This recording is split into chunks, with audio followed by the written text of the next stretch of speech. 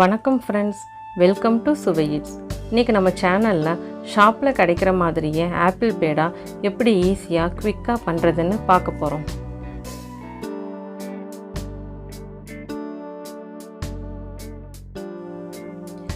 ஒரு பேன் எடுத்துக்கலாம். அதில் 1/2 கப் சர்க்கரை சேர்த்துக்கிறேன். அதே கப்பில் 1/2 கப் தண்ணி எடுத்துக்கோங்க. இதை நல்லா கிண்டி விட்டுட்டே இருங்க. மீடியம் ஃப்ளேம்லேயே வச்சு பண்ணுங்கள். சர்க்கரையெல்லாம் நல்லா கரைஞ்சி இந்த மாதிரி கொதித்து வரணும்.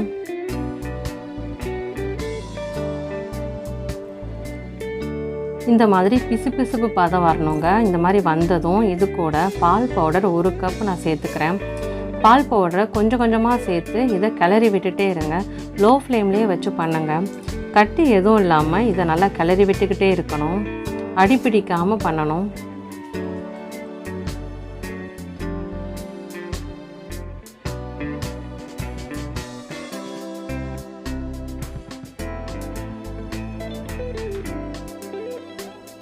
கைவிடாமல் கிளறி விட்டுக்கிட்டே இருங்க.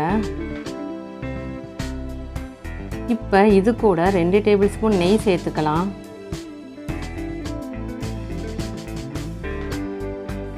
இதை நல்லா மிக்ஸ் பண்ணி விட்டுக்கோங்க. கொஞ்சமாக குங்குமப்பூவை 2 டேபிள் ஸ்பூன் அளவு சூடான பாலில் 20 நிமிஷம் நான் ஊற வச்சுருக்கேன். இப்போ இதை சேர்த்துடலாங்க.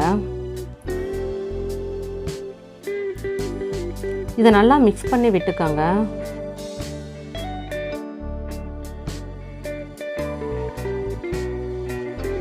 பேனோட ஒட்டாமல் இந்த மாதிரி வரும். அந்த ஸ்டேஜில் நம்ம ஸ்டவ் ஆஃப் பண்ணிடலாம்.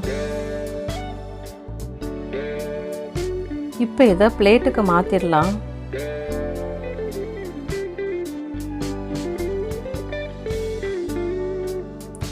இப்போ மாவு கைப்பொறுக்கிற சூடு இருக்கும்போதே நம்ம சின்ன சின்ன உருண்டையாக எடுத்து பால் ஷேப்புக்கு உருட்டி எடுத்துக்கோங்க.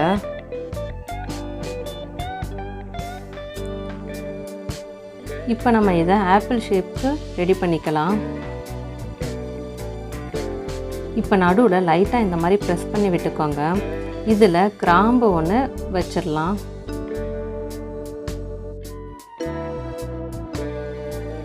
இந்த மாதிரி எல்லாத்தையும் நம்ம ரெடி பண்ணிக்கலாங்க. இப்போ நான் சிகப்பு ஃபுட் கலர் எடுத்து இந்த மாதிரி பெயிண்ட் பண்ணிக்கிறேன். உங்களுக்கு ஃபுட் கலர் வேணாட்டி இதை ஸ்கிப் பண்ணிடுங்க. வீட்டில் பார்ட்டியெல்லாம் நடக்கும்போது இந்த மாதிரி நம்ம ரெடி பண்ணி வச்சா இது பார்க்குறதுக்கும் ரொம்ப அழகாக இருக்கும். கிட்ஸும் ரொம்ப விரும்பி சாப்பிடுவாங்கங்க. எல்லாத்தையும் இந்த மாதிரி ரெடி பண்ணி வச்சிடலாங்க. இப்போ இது மேலே லீஃபுக்காக பிஸ்தாவை 2ஆக கட் பண்ணி வைக்கிறேன்.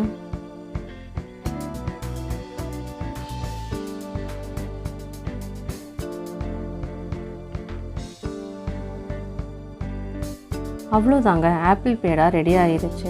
பார்க்கவே ரொம்ப அழகாக இருக்குது. ஷாப்பில் கிடைக்கிற மாதிரியே ரெடி ஆகிருச்சு. இது ரொம்ப ஈஸியாக குவிக்காக பண்ணக்கூடிய ஒரு ரெசிபிங்க.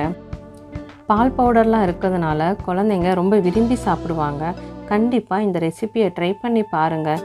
உங்கள் ஃபீட்பேக்கை கமெண்ட்டில் சொல்லுங்கள். நன்றி.